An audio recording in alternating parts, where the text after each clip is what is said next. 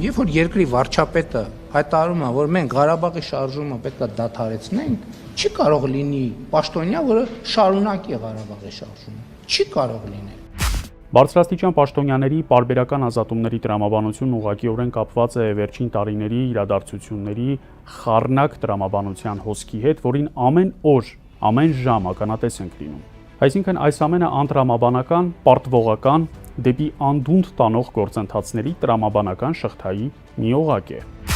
Օրինակ, դեռևս 2024-ին միանգամից 6 գերատեսչության ղեկավարի SMS-ով աշխատանքից հեռանալու հորդորը պետք է պետական համակարգում առնվազն որոշակի պարալիզման հանգեցներ։ Պետական համակարգը, հանրային ծառայությունը մի մարմին է, որտեղ ցանկացած պաշտոնյա, հիմնականում գերատեսչությունների ղեկավարները, ունեն որոշակի դերակատարում։ Եթե դու շատ կարճ ժամանակում որոշում ես կայացնում եւ հեռացնում ես բոլորին, դա վկայում է, որ պետական կառավարման համակարգում գործընթացներն այնպիսին չեն, ինչպիսին պիտի լինեն։ Որոշումների կայացման տրամաբանությունը, գործավարությունը, քաղաքականությունը այնպիսին չեն, ինչպիսին պիտի լինեն նորմալ երկրներում։ Ըստ էության, պահի տակ մեկ անձի որոշմամբ 6 պաշտոնյա ազատվում է աշխատանքից։ Դա նշանակում է, որ հանրային ծառայությունը կառավարման տեսանկյունից հոգեվարքի մեջ է։ Այս առումով պետք է հիշել այն դեպքերը, որոնք նախորդել էին այդ պաշտոնակություններին։ Այդ դեպքերի շարունակականության մեջ կա որոշակի տրամաբանություն։ Ազգային ժողովում կամ կառավարության նիստերում Փաշինյանի բոցաշունչ ելույթներում, ինչ թեմայի էլ դրանք վերաբերեն, նա կասկածներ է հայտնում այս պետության գոյության հեռանկարի վերաբերյալ։ Նա այնպիսի բանաձևային ձևակերպումներ է տալիս, որոնք հիշեցնում են Երրորդ հանրապետության լուծարման եւ այսպես կոչված Չորրորդ հանրապետության ստեղծման վերաբերյալ կիսաքաղաքական մի անոնս։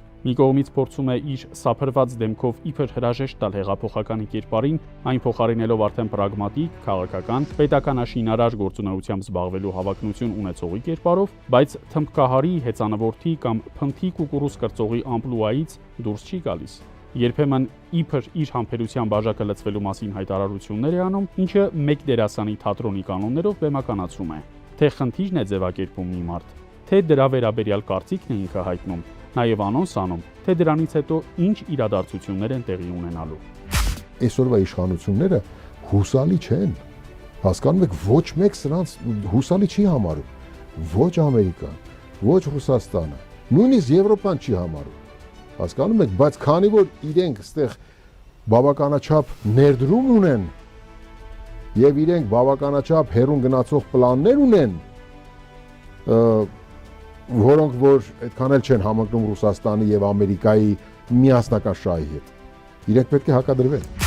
Այն, որ Փաշինյանը բոլոր մեղքերը բարդում է իր ապաշնորհ թիմակիցների վրա, իր ընկալման մեջ տրամաբանական է։ Այս ամենի մեջ նախընտրական հաշվարկներ կան։ Երբ հեղափոխականի կերպարը փոխարինվում է պետականաշինարարի կերպարով, դա ունի նաև երկրորդ կողմը։ Փաշինյանը վերադարձնում է ռետրո Նիկոլին։ Նա տեսնում է, որ որպես հեղափոխական ձախողել է բոլոր խոստումները եւ պետք է վերադառնալ նախահեղափոխական Նիկոլին, որ ականջ ծակող նույն տոնայնությամբ հանրության հետ նորից վերականգնի իր զրույցը։ Մի կողմից հեղափոխականը փոխարինվում է պետականաշինարարով, նրանից դա է ակնկալվում, ինքն այդպես է իրեն պատկերացնում, մյուս կողմից վերադարձնում է ռետրո Նիկոլին։ Ռետրո եւ ժամանակակից Նիկոլի համադրության արդյունքում ժամանակակիցը անընդհատ պարտվում է ռետրոին։ Այս հաշվարկի արդյունքում չկողմնորոշվածների հաշվին նա պիտի փորձի մեծացնել իր ընտրազանգվածը։ Փաշինյանը գիտե, որ շատ վաղուց կորցրել է փողոցը, բայց նաև գիտե, որ այն ընտրազանգվածը, որն իրեն վստահում է, կարող է այլևս իրեն հավատարիմ չլինել։ Այդ զանգվածը սարսափելիորեն փոքր է համեմատած 2018-19 թվականների հետ։ Նրա վարկանիշը մոտ 6-7 անգամ ընկել է։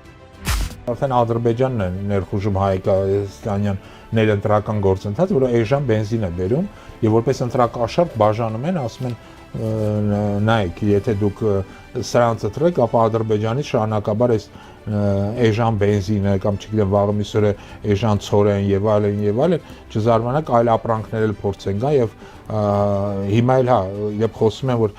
էներգետիկ համակարգերը կմիացնենք իրար եւ հավանաբար ադրբեջանական այժմ էլեկտրաէներգիան կա, որոնք շատ մեծ վտանգներ, ռիսկեր են պարունակում։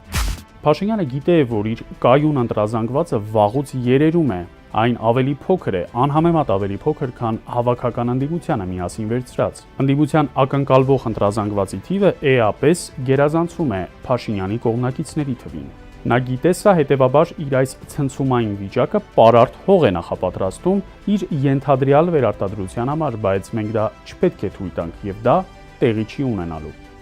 Որոշիր, հարգելի քաղաքացի, թե որ երեսն է ճիշտ։